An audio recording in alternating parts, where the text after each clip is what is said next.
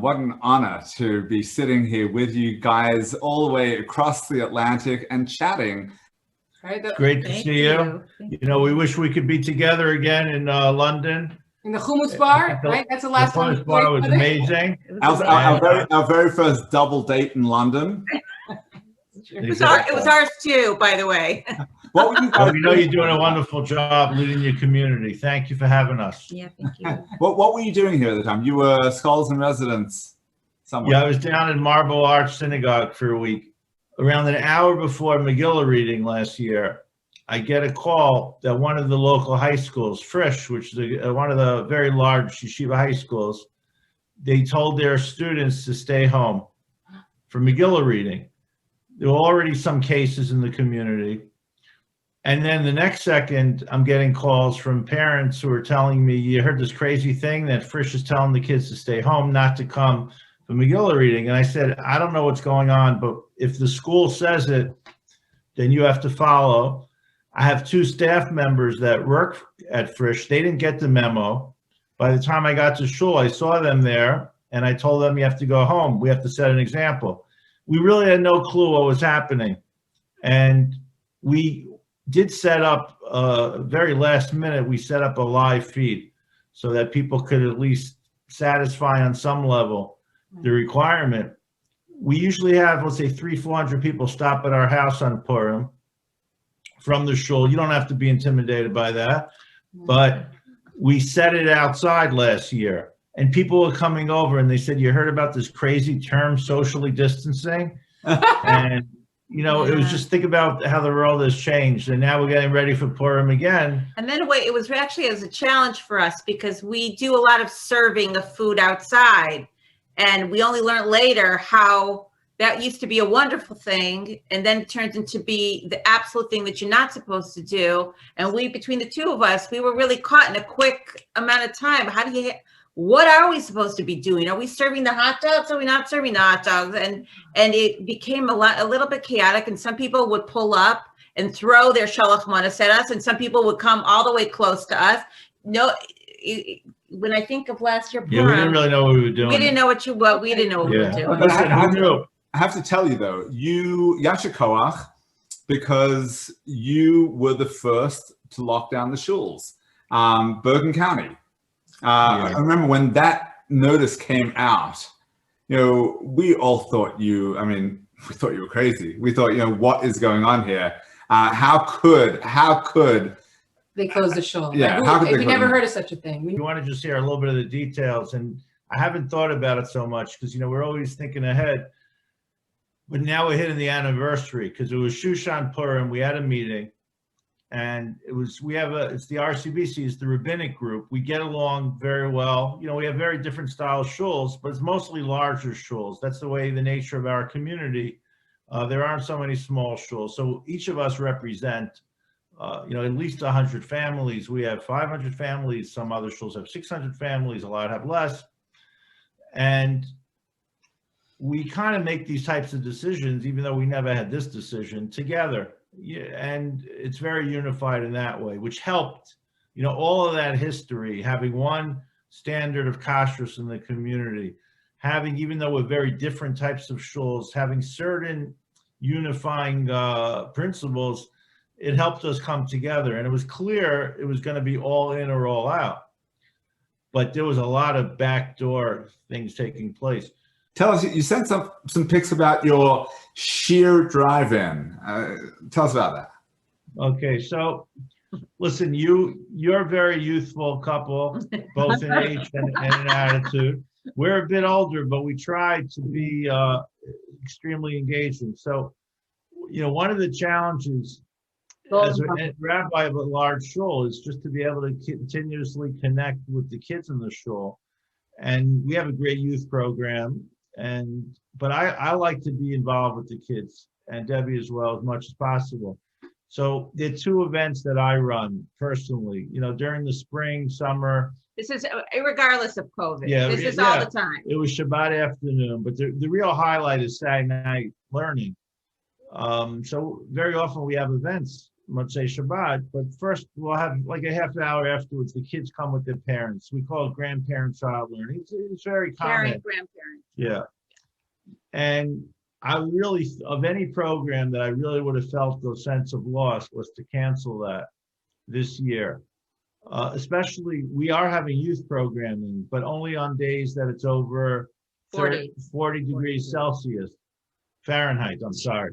40 degrees, that would be tough. 40 degrees Fahrenheit.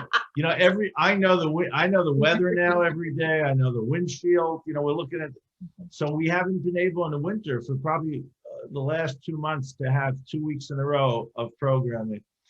So Debbie told me, because Debbie has a lot of the great ideas, let's do it in a parking lot. We're granted, Baruch Hashem, the builders of the shul built this huge parking lot. You know, my inspiration was like a drive-in movie, right? If you can have, and I had this vision, everybody drives up, at least they'll see each other through the cars. And we'll be kind of together, but totally separate. And he can freeze and just walk back and forth and just go what I back did and was forth. I came up, I learned something from, this is not a political, I assume this broadcast is not political, but I watched these they had President Biden, who's now the president, he was having these rallies where they were broadcasting his speeches over FM radio. And you have to keep in mind, anybody under the age of probably 25, 35, they have never listened to, definitely the kids, they don't listen to the radio. They all have their Spotify, whatever, the way they stream. And in the car, they're watching movies while their parents are driving. So they didn't even realize that cars have radios. Seriously. So we came up with this idea of a closed circuit FM radio station in our shul parking lot. And we broadcast it on there. And it's beautiful. It's a great event. So everybody just kind of lines up. They have their lights on, and you don't have to open the windows because you can hear him through the radio. Yeah. So that means that everybody's hearing the same thing at the same time. Raffle, sponsors, prizes, ice cream. We've had. You did it. You led the. Yeah, I do everything. You give this guy a microphone, and he's having a good time. I mean, I have my staff is out there. We have a staff that's helping, but I look at it as my event.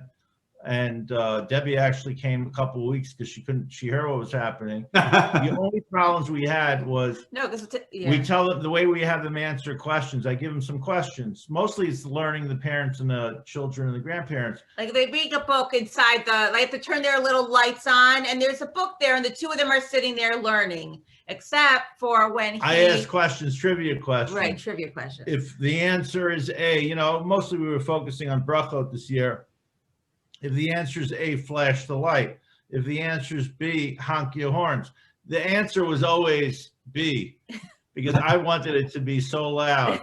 And Baruch Hashem, it worked out. It was, just using that as an example. Tell us how you, as the Baum family, make it through every day, every week, every month, over the last 12 months. What's your family bumper sticker, and what's the You must know our bumper stickers. So I guess what I would say is I would get rid of the bumper sticker. Like I would get rid of the bumper sticker because every day is different. Every day we feel different, and every day the challenge is different. And if you're stuck to a bumper sticker, you're really going to start hitting your head against the wall. That's at least just my, I'm an occupational therapist by nature. So I'm kind of like with the flow. I leave the house every day and go into people's, into other people's homes to treat them. That's my job. At least for the last few months you've been back.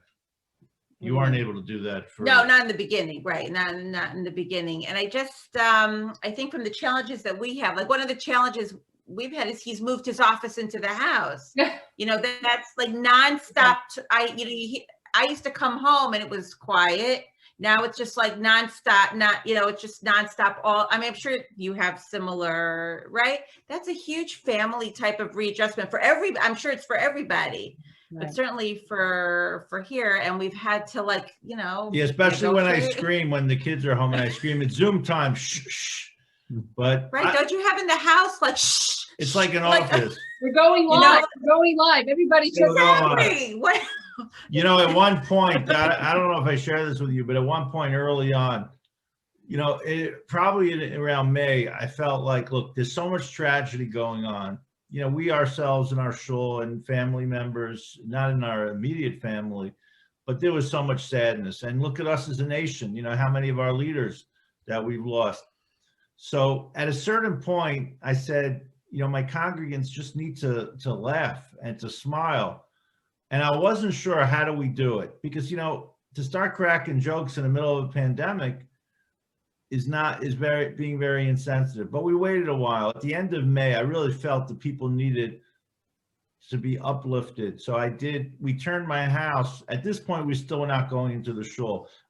I've been in the shul plenty. I go in every day, and it's transition. But we turned my house into a sports radio studio. And I did a sports broadcast with another rabbi in town, Rabbi Cement. It's really all I've ever wanted to do in life. sports radio. And then we did, even for like our shul dinner, we had Modi, who was the entertainment. And we have found that laughter is virtually. You did a virtual dinner. Yeah, we did a virtual dinner. It was one of our most successful dinners. No one had it. We didn't even send over food to people. We had discounts to some of the local eateries.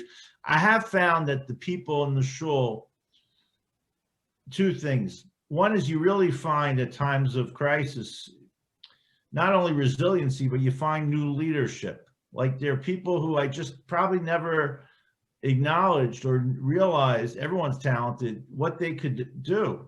Interesting. As far as organizing, driving. Right. There are people who emerged as just knowing how to do what to do. And some of them were surprises for us, to our shame, to our shame. Yeah. No, give us a blessing for our community. How do we get by? Okay, I'll tell you what I have to say.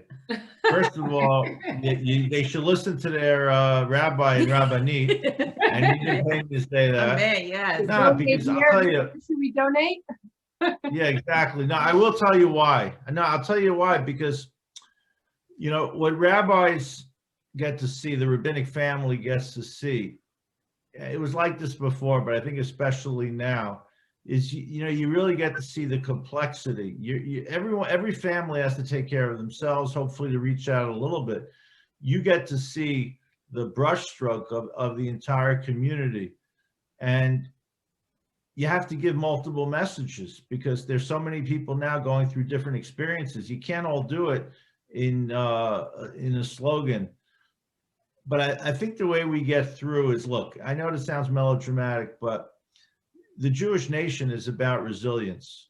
And this is not a Jewish issue. You're in England, we're in the United States. I think that our parochial community could be a model to the broader non-Jewish secular community of how to coexist together. In the United States of America now, it's extremely divided country. I don't know if you've heard about that. And I think within our Jewish community, it's true that there's divisiveness, but I think at the end of the day, we really see the bigger picture. And to be part of a community, we have a rabbi and a Rebbetzin and a rabbinit who are looking after the people. I think that's very nourishing. Now, you make a very good point about, dealing with the different issues, right? I mean, at one hand, you have to be trying to be happy and make everybody, lift spirits, but at the same time, we're dealing with funerals and losses, and it's like, you can't have that one slogan, and you really have to adjust. So that's, I think, the most challenging part. But, it's very hard. Well, thank you guys so much for. Okay, it's great to speak to you. So good to see you. Hatzlacha.